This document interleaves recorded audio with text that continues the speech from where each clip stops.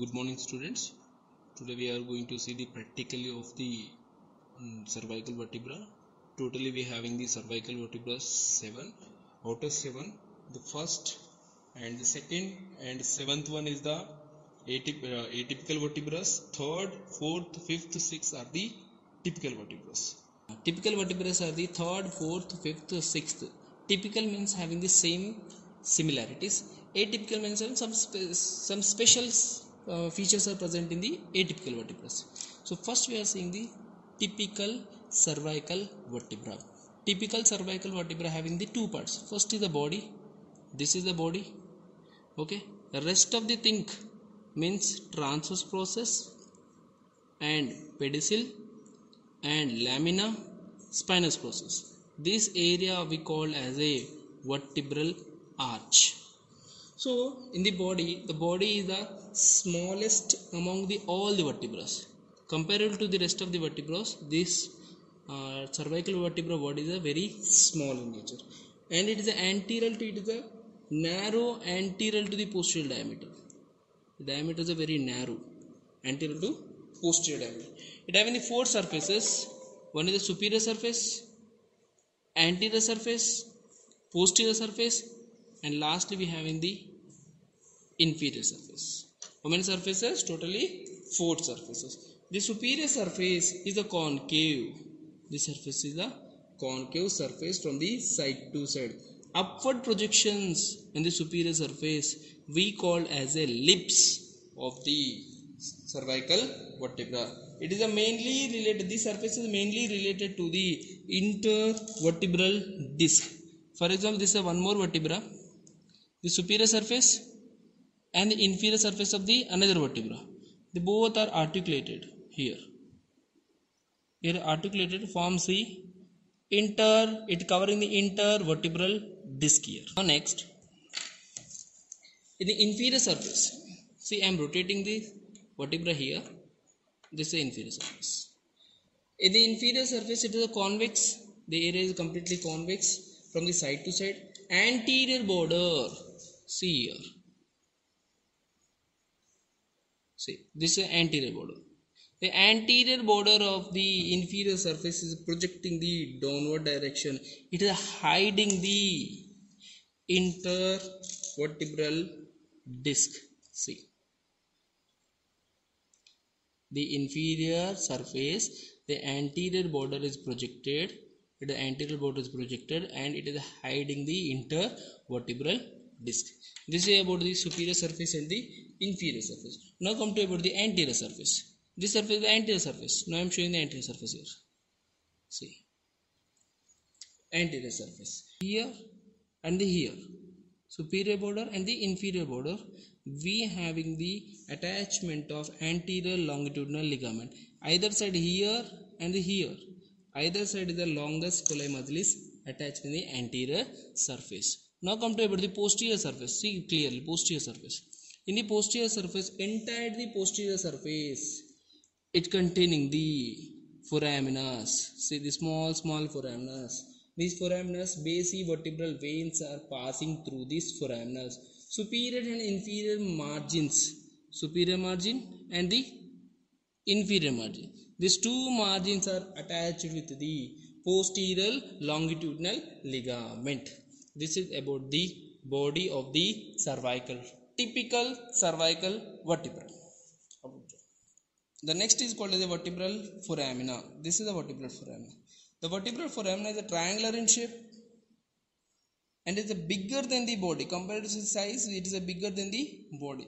In this vertebral foramina, spinal cord is passes. Now vertebral arch. Vertebral arch means transverse process and the pedicel, lamina, spinous process. This is forms the arch. That arch name is called a vertebral arch, or we call it the neural arch.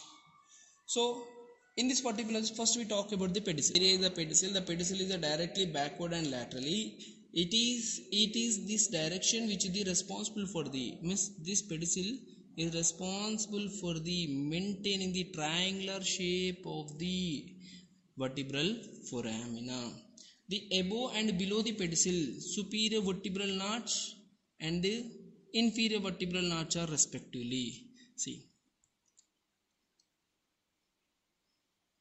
this is a superior vertebral notch and here is the inferior vertebral notch. In these notches are the equal in size, and in these notches the spinal nerves are passed out through this superior and the inferior vertebral notch. The next is the ligamentum lamina. The next part is called the lamina. Lamina thin and the longer, and the superior border. The superior border is a thin border comparative to the inferior border. See, and ligamentum flavum is attached to superior border and the inferior border, means in the lower border. The both borders attachment of the ligamentum flavum. This is about the lamina. Next is the articular process. See clearly here, where is the junction of the pedicel and the lamina. This is called a superior articular process, and this one is the inferior articular process. The superior articular process is the faces upward and the backward, and the inferior articular process faces downward and the forward, downward direction and the forward process. See properly here.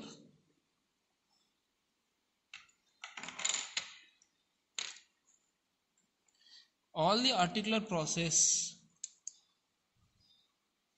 inferior articular process of the above vertebra, superior articular process of the below vertebra, same inferior and the superior, these all are forms of one pillar. This is the pillar. The pillar name is called an articular pillar.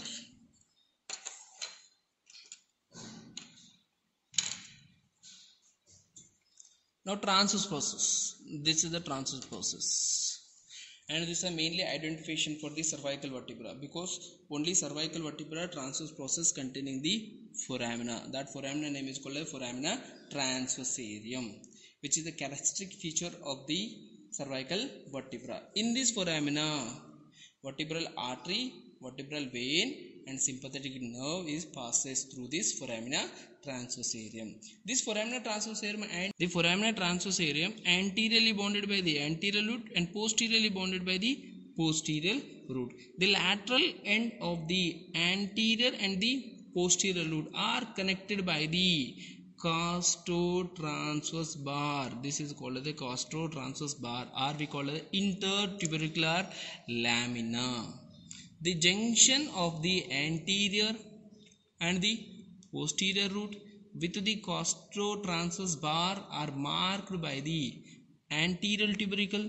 The small tubercle name is called anterior, and this is called the posterior tubercle. Again and repeat it: anterior root and the posterior root and the costotransverse bar. Where is these three are junction? There we have seen the two tubercles, anterior tubercle and the posterior tubercle. The anterior tubercle of sixth cervical vertebra we call as a carotid tubercle. Why we call the carotid tubercle? Because it is an enlarged tubercle. The seven vertebrae, the sixth vertebra having the enlarged tubercle is present. So this tubercle is related to the common carotid artery, means sixth cervical vertebra, the carotid tubercle is related to the common carotid artery. That's why we call as a carotid tubercle. Anterior tubercle giving the, means this part is giving the origin of the scalenus anterior, longissimus capitis and the longest colli muscle, anterior tubercle. And same way the posterior tubercle, this is the posterior tubercle. See here, the posterior tubercle provides the attachment of the levator scapulae, scalenus medius and scalenus posterior and some deep muscles of the back. Next come to about the spinous process. The spine is a bifid spine. Ligamentum nuchae is attached to the spinous notch. In this notch, the ligamentum nuchae is attached. Intraspinous ligament attached to the superior and the inferior border. Now you can see. In between the both spinous process, this space is filled by the intraspinous ligament. The sides of the spinous process attached to the deep muscles of the back. This is about the cervical vertebra, typical cervical vertebra, features of third, fourth, fifth, sixth cervical vertebrae. Have any doubt? Ask me, and my personal number